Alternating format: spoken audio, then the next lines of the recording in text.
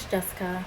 I am back with another video, and this one is actually covering a topic that was sent to me by one of my viewers. I can't remember the person's name, but I hope this is helpful for them.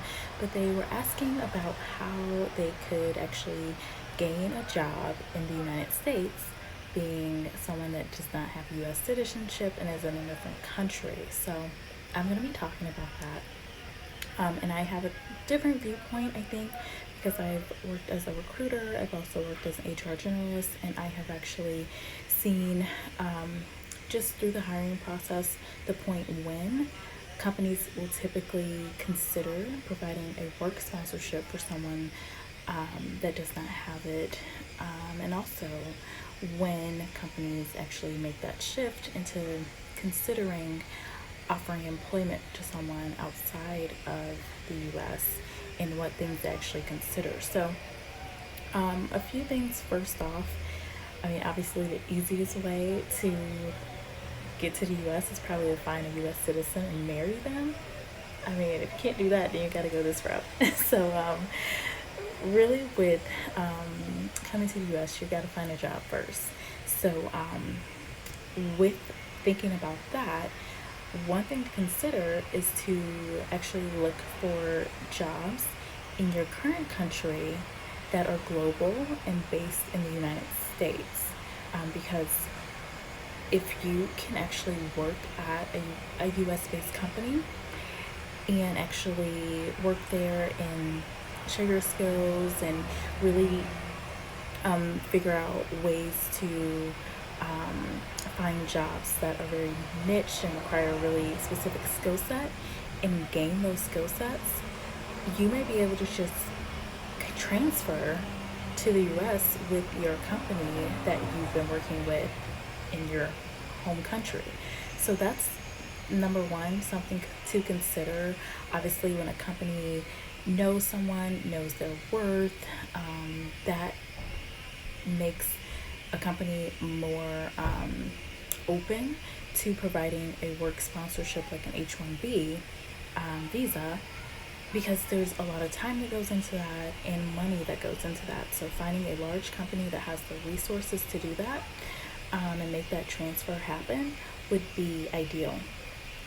Something else you'll want to just consider about companies that will provide work sponsorship is just the whole process in general, and the fact that it's not an easy process. First of all, the regulations in the United States are very much made in a way that companies should be focusing on finding talent within the United States and providing jobs to U.S. citizens. Now, if a company can demonstrate that they have not been able to find a talent, then they can actually proceed with the process of providing a work sponsorship for someone else that is not a U.S. citizen.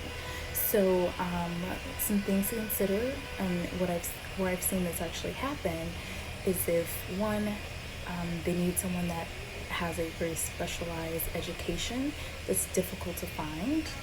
Two, they have a technical skill set that's hard to find. Or three, they are at a management or executive level. And this is typically where I've seen the transfers happen. I actually worked through an immigration process for a role that was where one of our executives was basically transferring to the States. They were already working for us, so it was a slightly easier case.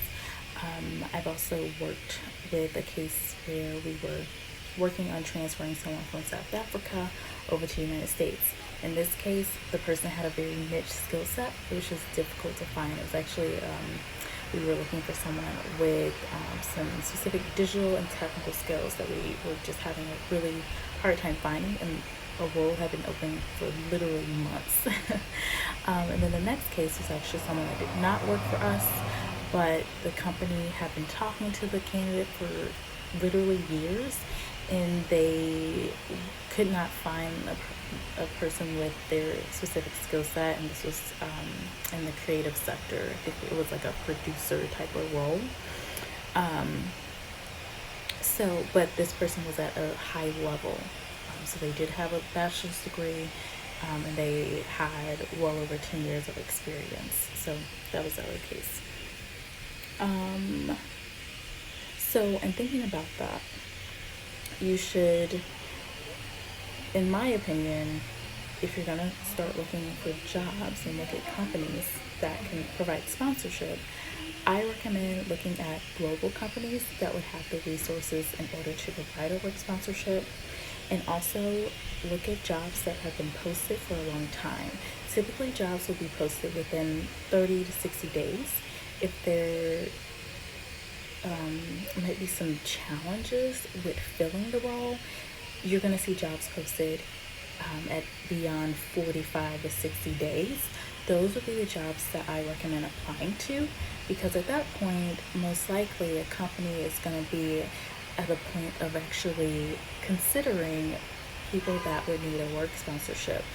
And I recommend this for, again, jobs that do have a specialized skill set. So you're looking at the job description and seeing, oh, this requires a specific education and these technical certifications, anything that kind of sets it apart, where you know that there's going to be low availability of talent, but you're seeing a high demand for it. If you don't have these the education or skills already, I would say focus on doing that part first. Figuring out what companies are really wanting and looking for, and where the needs are, and getting those skills and getting the education needed, and then applying to those jobs.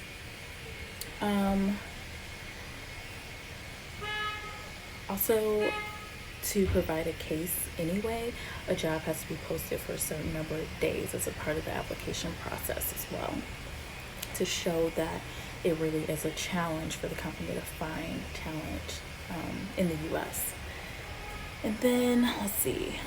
So another thought would be, if you're thinking about going to school, consider going to school in the United States, because one, we have great programs here, but two, it may be easier for you to find a job after. Now, again, you would have to have a very specialized skill, like for example, technical jobs.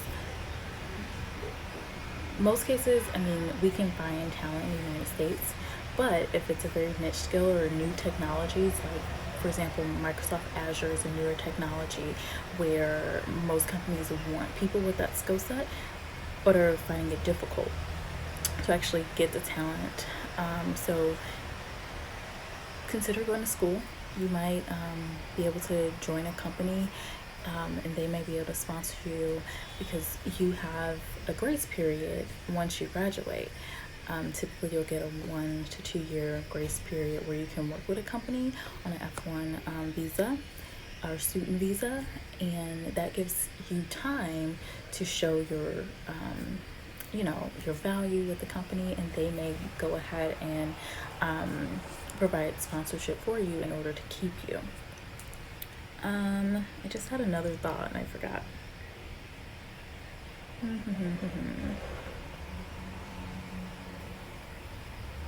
Okay, so another thing to consider is to search for staffing agencies.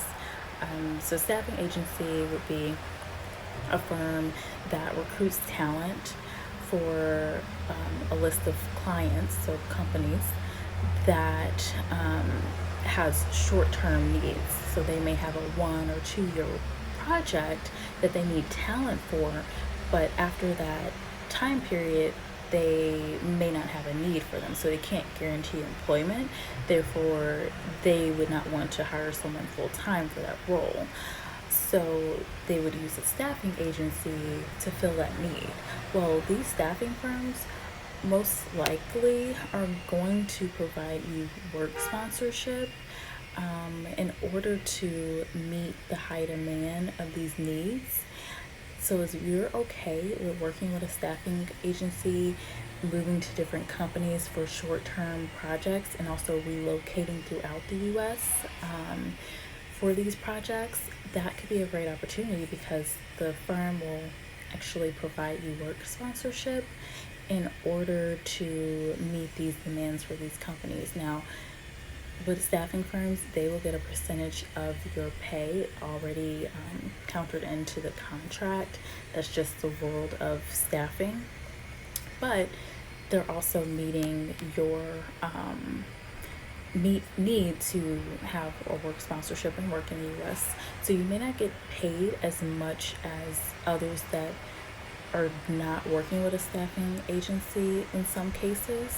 In other cases, you may be gaining a really nice rate of pay. It just depends on what agency you decide on. So those are my quick tips. I didn't want to make this a long video, but I did want to answer the question as well as I can. But yeah, so those are my overall thoughts as far as if you're someone that wants to come to the US and work. You gotta just find a job first, and you gotta find someone with sponsorship, or you gotta go the education route with getting into a program here. Those are my two ideas outside of finding a job where you're at and actually transferring with that company once an opportunity comes up. The only downside with that is maybe there won't be an opportunity that comes up where you can just transfer, but that's a chance that you can take as well. I hope this video is helpful. I can't remember the name of the person that requested the video. I'm so sorry, but I do hope it's helpful for you and anyone else out there that's looking for a way to come to the United States outside of finding someone online and marrying them. This is it. So I hope it's helpful, and if you liked the video, give me a thumbs up, leave a comment. Would love to hear what you think. Do you have any other insight on ways to find a job in the US when you're outside of the US and you don't have citizenship? Would love to hear from you. And if you're not subscribed already, subscribe. I am a corporate recruiter, and I'll be providing job related content and also content in regards to just side incomes and just ways to make more money. So I hope this is helpful. Bye.